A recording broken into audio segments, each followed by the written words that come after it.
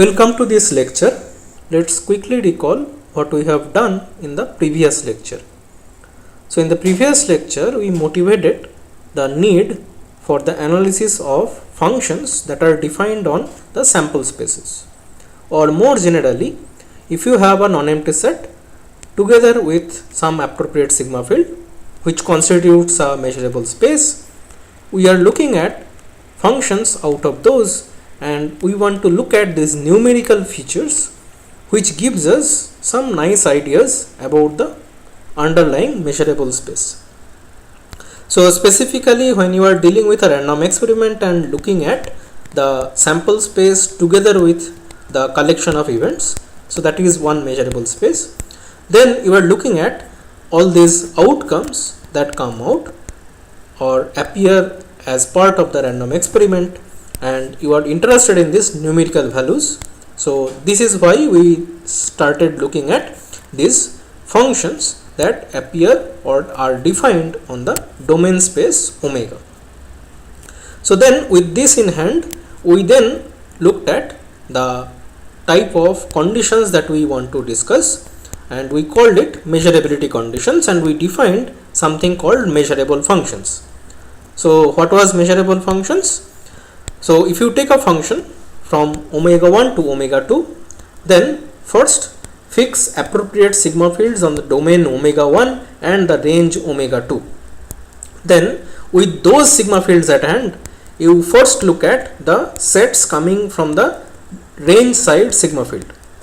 So those sets which are coming from the range side sigma field, you take those and look at their pre-images. If their pre-images fall in the domain side sigma field, you will call the function to be measurable with respect to those two specific sigma fields.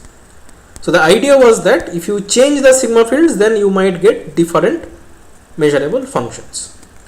So in particular, we chose to look at the range when it was the real line, and we defined the class of functions called Borel measurable functions.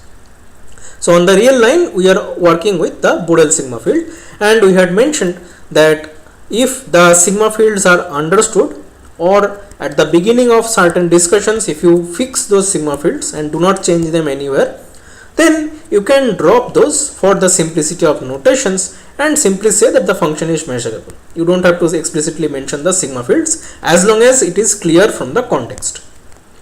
Okay, so that was what we had discussed last time, and at the end we had also looked at a couple of examples of these measurable functions.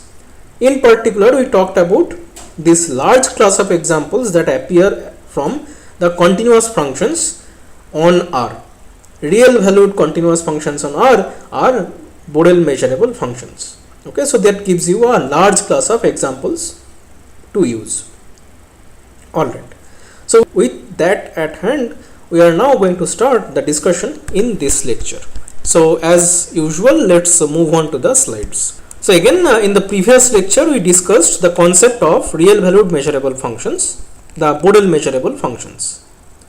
But in practice, you might need to work with functions which takes values in the vector space RD, so which are vector valued functions. Or you might have to allow functions which take plus or minus infinity as their values. So you will have to work with the extended real number system.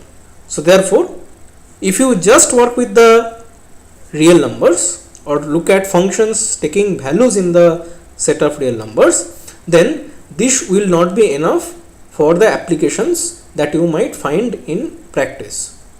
So you have to devise, or you have to understand or discuss these functions which could take values in some higher dimensional Euclidean space or the extended real line. So we are now going to define the concept of RD valued or R bar, the extended real valued measurable functions. So this will again follow the similar notions. All you have to do is to put the appropriate sigma fields on the range side, which are these RD or the extended real line R bar.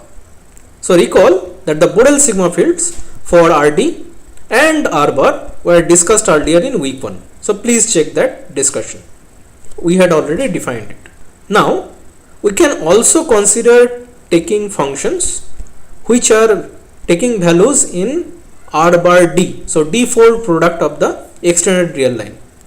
But in this course we are not going to discuss such functions. We may consider this, but these are not going to be used in this course, so therefore we are going to ignore this specific type of functions.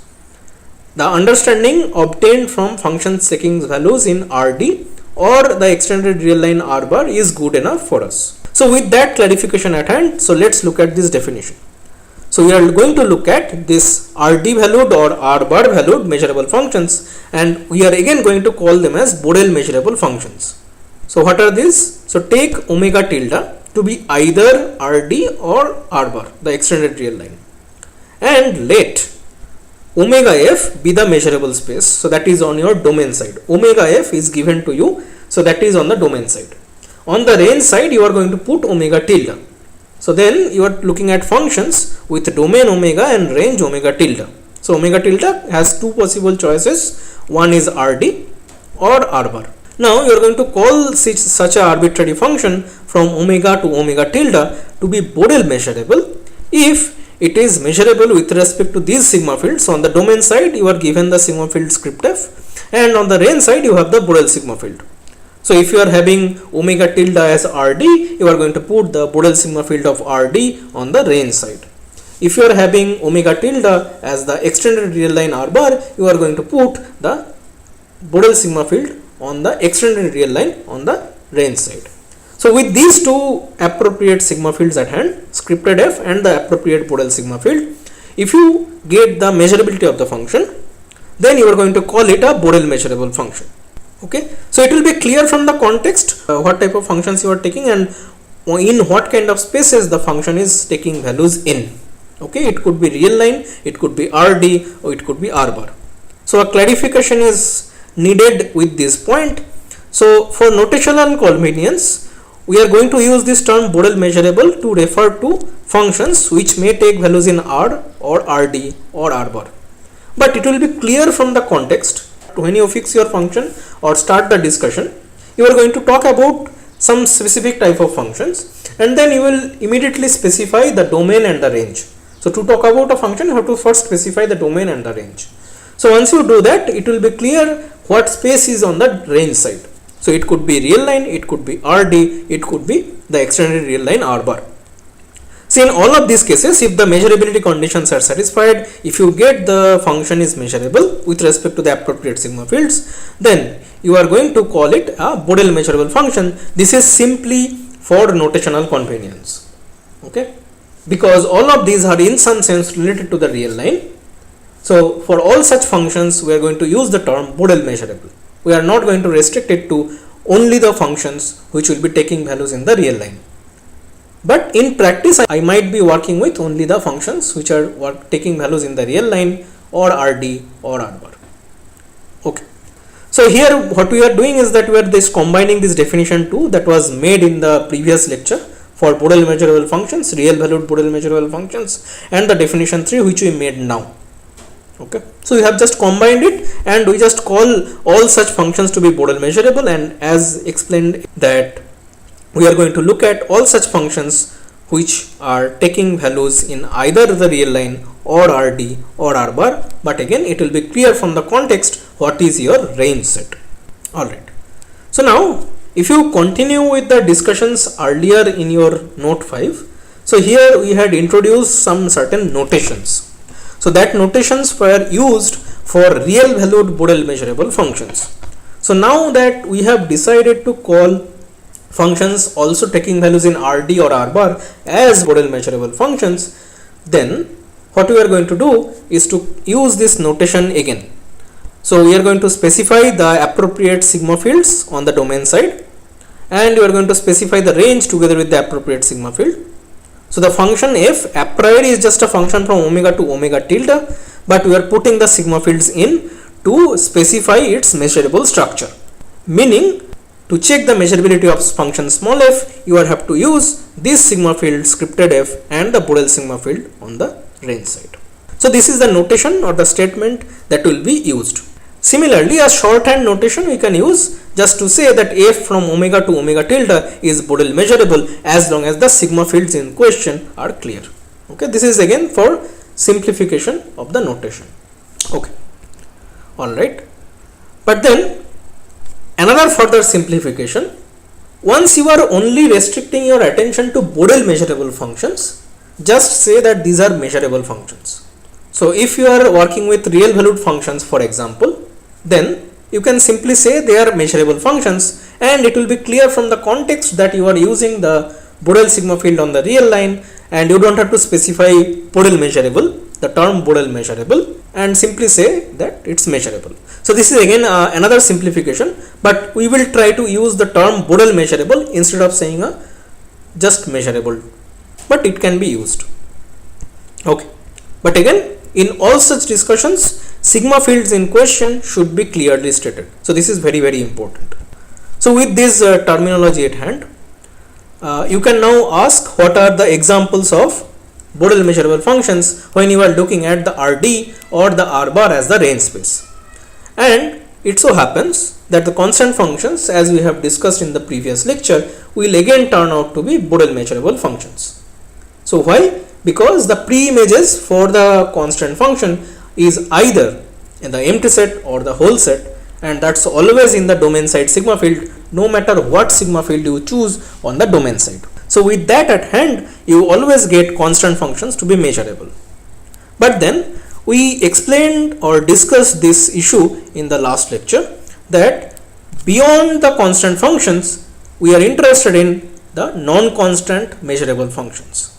So now we are looking at non-constant Borel measurable functions which might now take values in Rd or R bar. Okay, so with that we want to figure out examples of this. But now there are a large class of examples suggested by the exercise 3. Show that all real valued Borel measurable functions are extended real valued Borel measurable functions.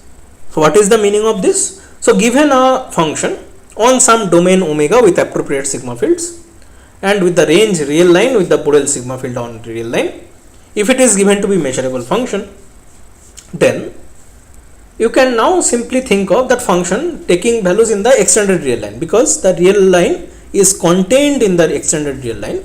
So you can as well think of all those functions as taking values in the extended real line. The function has domain omega and the function has range the extended real line. So I put the given sigma field on the domain side, but on the range side with the extended real line I put the Borel sigma field there, Borel sigma field of the extended real line. Now you can ask, okay, is this measurable with respect to the Borel sigma field of the extended real line? And the answer is yes, as suggested by exercise 3. So please work this out. Okay, so now this is quite a interesting comment about principle of good sets. So remember, we had discussed this principle of good sets in a brief manner in note 22 of week 1. We said that this general principle that allows us to prove certain types of results. But we said that due to certain complexity of the arguments, we are not going into the actual details and we are going to use it as a fact, or whatever facts we can derive from the principle of good sets, we will take them as granted. So that's what we had mentioned in note 22. And using such a principle, what you can show is that you can prove the following statement. So take two measurable spaces omega 1 f1, omega 2 f2, and choose or obtain a class of sets for the range side sigma field. So here omega 1 is the domain, omega 2 is the range. So script f2 is the sigma field on the range side. So figure out a generating collection of sets for script f2. Call it script c. Okay. So then the statement says that the pre-images for sets coming from the smaller collection, the generating collection, take only those generating collections. So those sets, if you look at them, take those sets A and look at their pre-images. Then these pre-images, if they lie in the domain side sigma field, then it will be measurable. So remember, for the measurability, as per the definition, you are supposed to look at all possible sets coming from F2, the script F2. But we are saying that instead of looking at all possible sets coming from the script F2, we just choose to look at only the generating sets on the range side. Take only those sets A and look at their pre-images. If the pre-images fall in the domain side sigma field, then your function will be measurable. So this actually is a if and only if condition, so that it can be proved by the principle of good sets. Okay, so to check measurability, it's enough if you just check the measurability of f, these conditions for measurability only for the generating class of sets on the range side. And this observation can be used to prove the proposition 1 that was discussed in the previous lecture. So what was in proposition 1? We said that all functions from R to R which are continuous are Borel measurable. So there we had mentioned one exercise that pre-images of open sets are open. So if you put it together with this fact that we have just mentioned now, you can actually prove the proposition 1 and say that yes, all continuous functions from R to R are Borel measurable. Okay. We can also generalize proposition 1 to the following fact.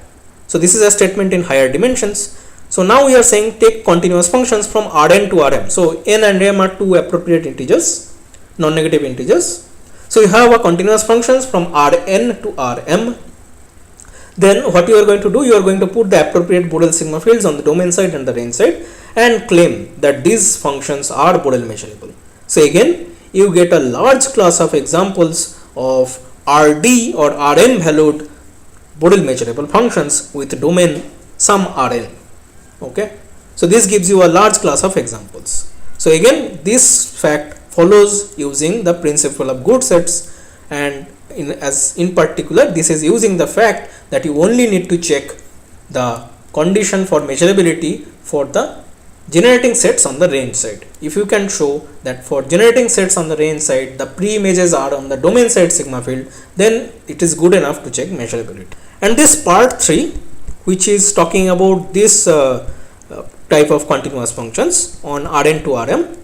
Okay, so if you look at such functions, these are going to give a large class of examples, but then in particular we are going to look at one very specific continuous function.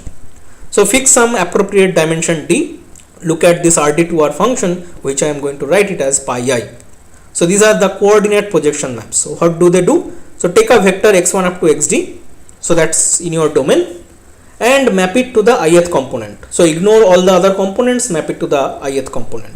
So that's what pi I does. It just projects to the ith coordinate. Then this function is a continuous function. So this is a continuous function, and as discussed above, these are Borel measurable functions from Rd to R with the domain side sigma field as the Borel sigma field of Rd and the range side sigma field as the Borel sigma field of R. We are going to use these projection maps in the next lecture. So there we are going to talk about the properties of measurable functions, and we are going to need it in the next lecture. Okay, so we stop here.